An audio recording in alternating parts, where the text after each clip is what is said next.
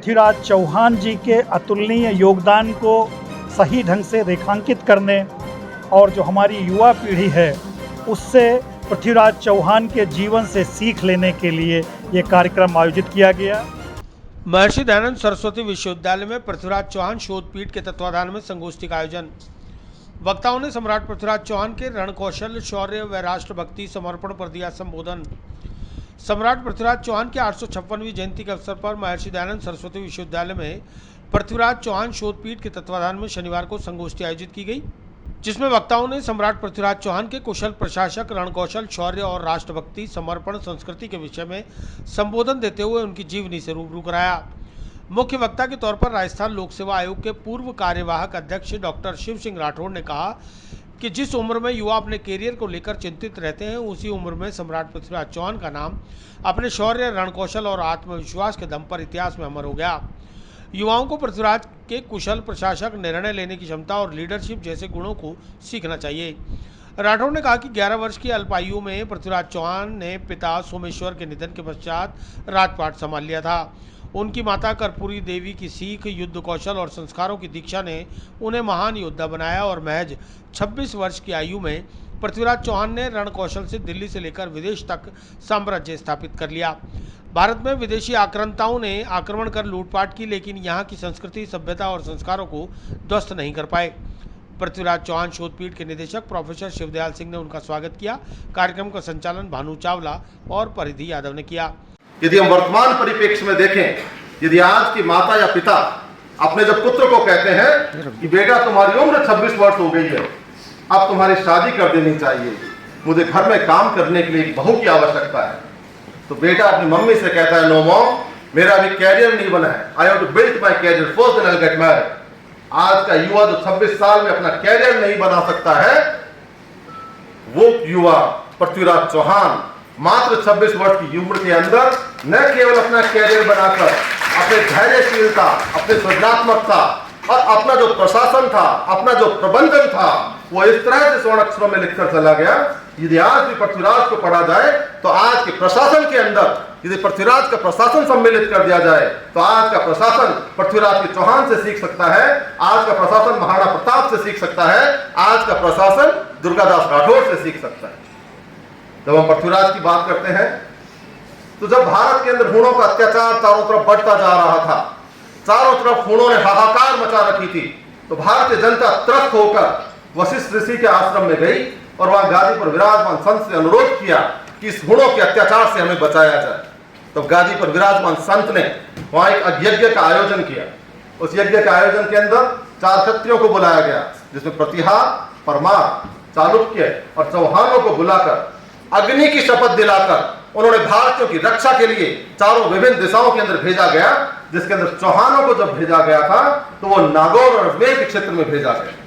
जैसे मेरे से पूर्व शिवदयाल जी ने बताया कि अजयपाल जी ने यहाँ पर अजमेर की स्थापना की थी। अजयपाल जी के अजमेर की स्थापना के पश्चात उसी वंश के अंदर एक पराक्रमी शासक हुए जिनका नाम था सोमेश्वर। सोमेश्वर खुद एक पराक्रमी शासक था। सोमेश्वर ने भी अनेकों युद्ध जीत रखे थे।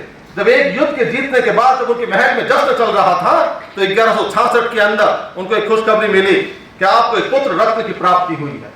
उस माहौल के अंदर खुशी का माहौल दोगुना हो गया और जब वहां पर बैठे हुए राज ऋषियों ने और ज्योतिषियों ने उसकी जन्म पत्री देखी तो उन्होंने कहा कि यह बालक सामान्य बालक नहीं है, ये वो बालक है जो संपूर्ण पृथ्वी पर राज करेगा, इसलिए इसका नाम पृथ्वीराज चौहान के नाम से नामकरण किया।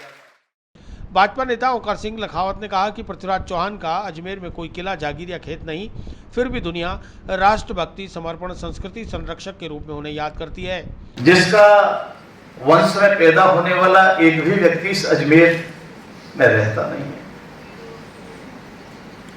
स्वयं पृथ्वीराज चौहान आज किसी का कुछ नहीं बिगाड़ सकता फिजिकली, न हमला कर सकते हैं, न तीर चला सकते हैं, न तलवार चला सकते हैं।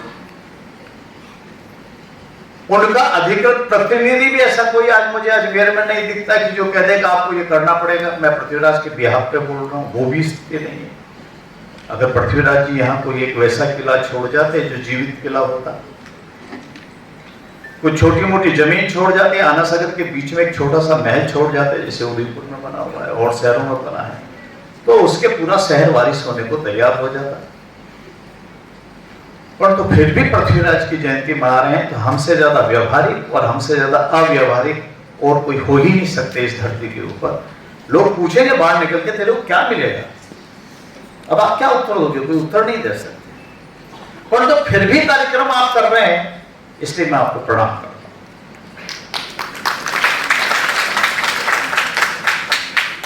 मुझे 1994 में नगर सुधार न्यास के एक अध्यक्ष का दायित्व सरकार ने सौंपा। हमारे सदस्य भी थे, हमने पहली बैठक करी तुरंत जिस दिन ज्वाइन किया उसी दिन, और पहले आधा घंटे में यदि कोई फैसला किया तो ये किया है कि सम्राट पृथ्वीराज चौहान का अजमेर में स्मारक बनाए। ये मेरे मित्र बैठे हैं पत्रकार यहाँ सामने, मेरे बहुत अजीज मित्र हैं।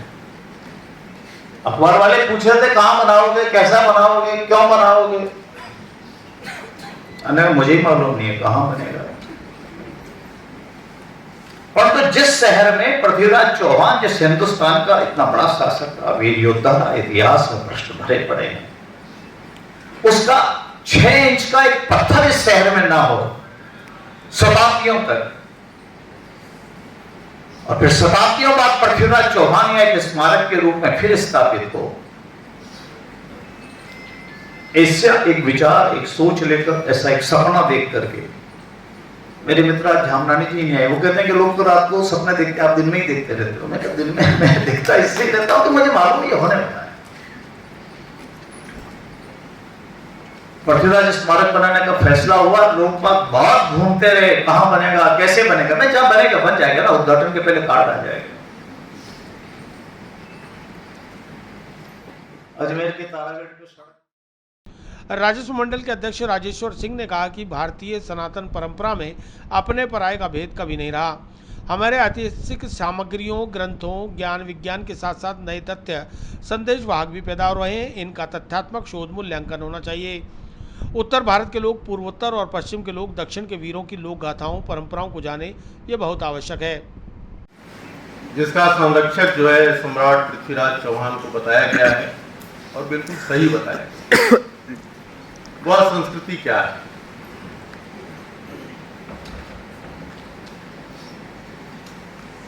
वह संस्कृति धर्म प्राण, ईश्वर केंद्रित है। ईसावास्य उपनिषद का जो पहला मंत्र है वो कहता है कि ईसावास्यमिदं सर्वं यत्किंच जगत्याम जगत तेन त्यक्तेन भुंजीथा मां हृदय तस्य सिद्धः। संपूर्ण जगत ईश्वर से व्याप्त है, इसलिए जो है इसी भाव से जीवन को व्यतीत करना चाहिए। तो हमारे यहाँ अपने और पराये का भाव नहीं, क्योंकि हम ये मानते थे ये परमात्मा जो है वो जीवन के कण कण में व्याप्त है, वही संपूर्ण सृष्टि को संचालित कर रहा है, उसी ने हमारे दायित्व और उत्तरदायित्व का निर्धारण कर रखा है। और हम अपने जो भी जीवन के क्रियाकलाप हैं उनका जब हम निर्वहन करते हैं तो हमको ये मान के चलना चाहिए कि हम ईश्वरीय कार्य कर रहे हैं। गीता में भगवान कृष्ण ने इसको और स्पष्ट किया है कि अहम क्रतुरहम यज्ञ स्वधा हम औषधम मंत्रो हम हमें वाज्य महम अग्निरहम युतम।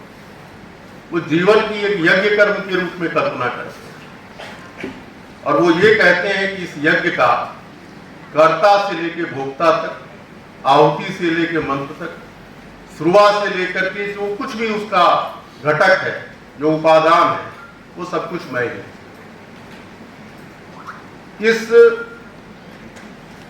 अवधारणा ने हमारी संस्कृति को, हमारे चिंतन को नियतिवादी बनाया। जब हम नियतिवाद कहते हैं तो लोगों को लगता है कि ये भाग्यवाद की बात करते हैं। नियति भाग्यवाद नहीं, नियतिवाद जो है भाग्यवाद नहीं। नियति में भाग्य और कर्म दोनों समाहित। एक हमारी प्रारब्ध से निर्धारित भूमिका है, उसको हमें पहचानना है, और फिर उस भूमिका को मैटेरियलाइज करने के लिए, उसको जीने के लिए हमें जो है अपना जीवन समर्पित करना है। यह भारतीय संस्कृति का उद्देश्य है, इसलिए धर्म प्राण संस्कृति। शुरू से अंत तक राज व्यवस्था चाहे जो भी संवैधानिक प्रावधान कर दे, सब कुछ कर दे, लेकिन इस पूरे देश के या महादेश के लोगों का जो जीवन है वो प्रारंभ काल से ही धर्म, ईश्वर, एमडीएस यूनिवर्सिटी के कुलपति प्रोफेसर अनिल शुक्ला ने कहा कि हार का इतिहास पराजय के भाव लाता है, जीत का इतिहास आत्मविश्वास, परिश्रम और कामयाबी की सीख देता है। अजमेरू के भूगर्भ में छिपे पृथ्वीराज चौहान के विजेता वाले किस्से व गाथाओं पर विस्तृत शोध होना चाहिए। शिवदयाल जी ने शिव सिंह राठौर जी को क्यों बुलाया? वो तो भूगर्भ विज्ञान के विद्यार्थी हैं। लेकिन वास्तविकता ये है कि इतिहास को भूगर्भ से निकालना है। जो आपको इतिहास पता है वो इतिहास नहीं है, आपका इतिहास दफन है। किसी ने लिखा था, क्या करोगे जानकर इतिहास अपने मुल्क का, ये अनुवाद के अनुवाद का अनुवाद है।